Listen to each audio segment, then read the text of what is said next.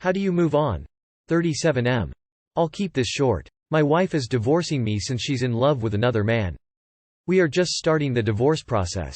I torment myself of the fact of her with him. She currently spends time with him while we are going through this. She does not respect my wishes to not see him during this process. She has plans to date him once our divorce is final. I just cannot get over the fact she no longer loves me, and gave her heart to someone else. We have children together, so I have to keep the peace for them. How can I stop the pain? I'm just so miserable. That's rough as fuck. I'm really sorry. Look up the stages of grief, and that she won't even shield you from her relationship while you're grieving demonstrates how shitty she is. You'll be better off without her being an active force in your life. Lawyer up and get the divorce over with. Stuff will suck before it gets better, but it will get better. I'm so sorry to read you're going through this. Divorce is hard enough without having a front row seat to your ex-spouse blatantly moving on. Take time for yourself to grieve. I know it doesn't feel like it now, but in time the pain lessens. Hang in there. The 3 Ds: distractions, distractions and distractions. When something like that ends so hurtfully, the world can seem very small. Like there are only 2 cookies left and your ex and her boyfriend have them. But it's not. There are hundreds, thousands, millions of potential friends and partners out there for you. There are hobbies and activities, places you may have always wanted to visit and things you've always thought about doing. Try and plan, do these things. Spend time with friends. Reconnect with people you've drifted away from. You're the same awesome guy you always were. Also exercise. Sounds stupid, but those endorphins will pick your mood up. IDK how people do this sad face. Reading this makes me sad. Really sorry to hear this. I can't imagine how tough it is for you. My advice to you is to withdraw from your emotional connection with her as much as you possibly can. You need to be strong for your children. Respect her as the mother of your children and be cordial with her, but give her nothing more than that. She left you and you now have to move on. I know this is tough, but it's only temporary. You will move on, you will be happy again, and you will find someone who loves you more than she ever could. It's tough, but there is nothing you can do about your wife's actions. You have to now do what is right for you. I highly recommend seeing a therapist. You don't have to go through this without help. You just gotta accept that she's a terrible person for just leaving you like that, and know that you deserve way better. I'm so sorry, man. Just focus on yourself. It's going to be hard, and very painful. But remember that you still have your kids to stay strong for. You can get through this, but just know that it will take time. Should I look through my BF's phone? Bear with me. So last night my boyfriend, 24 male, and I, 24 female, went out to pick up dinner and bring it home to eat. When we got home, we opened our food and it looked amazing, so I wanted to take a quick picture for me foodie Instagram. I didn't have my phone on me, so I picked up my BF's phone to take pictures. He has an iPhone, so you can access the camera from the lock screen, but when I told him what I was doing, he immediately snatched the phone out of my hands and said he would do it for me, take the pictures. He quickly took a couple pictures and then handed the phone to me to take whatever photos I wanted. Then, during dinner, he sent me the pictures without letting me look through them all. Now my boyfriend and I have never had any trust issues or red flags in our 2 years of dating, but the way he acted is making me feel weird. There's obviously some pictures he didn't want me to see. Should I just look through his photos? I've never had something like this happen before. Don't look unless you really want to know. It doesn't always have to be of something bad. It could even be pictures of wedding rings, or maybe some surprise that he's planning for you. And #X200B. Since you mention it yourself that you guys have never had any red flags and the relationship has been great for 2 years, I'd suggest you to just forget about it. And #X200B.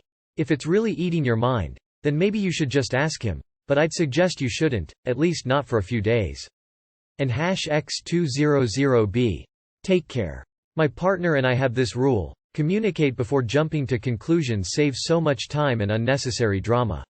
It's simple. If you did not like how he reacted, just talk to him about it. You'll feel better as well, and maybe it'll stop things from escalating for no reason. I had an ex go through my phone once and I never trusted them after that.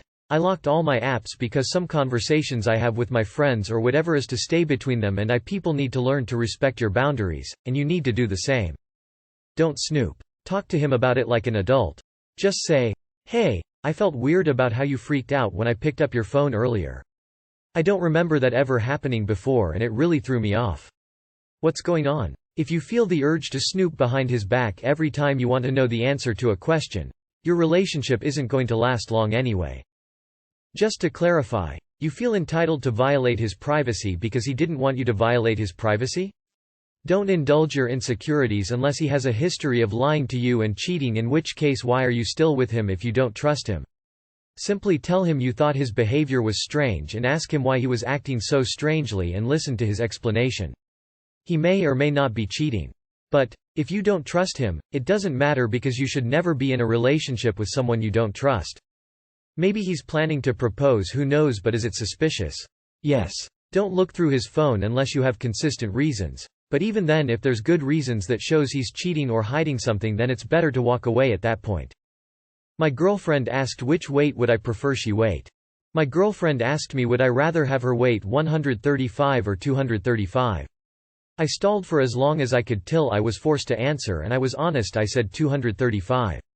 I do like bigger girls to some extent. She currently weighs around 190. Then she proceeded to ask why. Did I do the right thing? So this thing is sales called the pain funnel. When a customer asks a vague question, you take them down the pain funnel, which consists of asking them somewhat uncomfortable questions. Why do you ask? Why is weight an important topic to you? Why is my opinion important to you? Etc. The goal is to get to the core issue prompting the question, and from there you can address the issue together as a team. To be honest, it doesn't work great for sales lol. But it has done me wonders in relationships. This question was a trap. When you get a question like this, the correct answer is, "What's wrong baby, I love you, how you are, why are you asking me this?" It is a pretty loaded question, and personally I don't put any value on what the scales say. It's about whether she is happy in herself. I think my answer, if I was asked, would be along the lines of wherever she feels she wants to be. If she isn't there yet, I'd be more than happy to join her if she wants to do something about it. For hypothetical questions like this, it's best to just tell her what she wants to hear rather than to think logically. Shoulda said you would love her no matter what, but if she didn't react badly, it's not a big deal. As a woman, I really can't stand girls like this. No, you didn't, now she thinks you don't like how she looks now. But she also shouldn't have asked you that trapping question.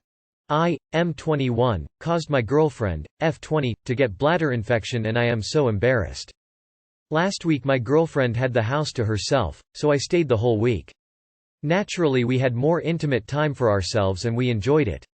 A couple of days later she told me that she got bladder infection and it was so serious and painful for her that she had to spend a night in the hospital.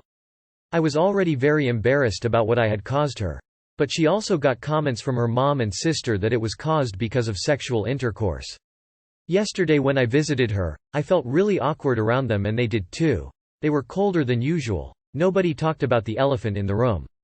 I feel so embarrassed that I don't think I'll be ever capable of visiting them again. They think that I'm not hygienic or that I don't wash my private parts. I do. I shower literally every day. Even after going to the toilet I wash my private parts with water. I feel horrible. Too long did not read. My girlfriend got bladder infection because of me. Now I feel awkward around her and her family. Bladder infection can be caused by her not peeing after sex and lots of other reasons. They'll forgive you eventually. You didn't cause it. You both consensually had intercourse, and she got a bladder infection. This could be because one of both of you didn't clean well before or afterwards, or because you had a lot of friction around her urethra area, or she may not be drinking enough water, or she may be prone to bladder infections, etc. However, this is hardly your fault. Y'all both just need to wash before and after sex, as well as pee after sex. I get UTIs sometimes, and sometimes it'll happen after not having sex for weeks.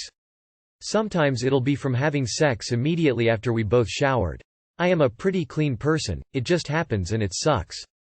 It's not embarrassing, and it is nobody's fault. Just stay clean and always make sure she pees after.